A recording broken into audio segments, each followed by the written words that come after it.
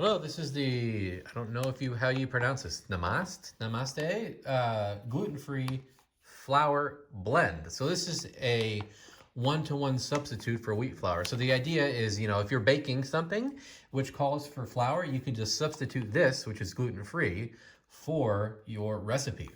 Not only is it gluten-free, it is top 14 allergen-free. So it is also free from allergens from all these things. Of course, wheat, gluten, egg, dairy, peanuts, tree nuts, crustaceans, sulfites, sesame, lupin, celery, soy, mustard, shellfish, and fish. I didn't even know some of those were allergies in there. This is also good because my daughter has a tree nut allergy, so we can use this without issue as well. So the main ingredients here, of course, you got sweet brown rice flour, tapioca starch, brown rice flour, arrowroot, sorghum flour, and xanthan gum. So back in the old days, you used to have to add xanthan gum to everything gluten-free flours, but now they put it in it, and so it's an easy substitution.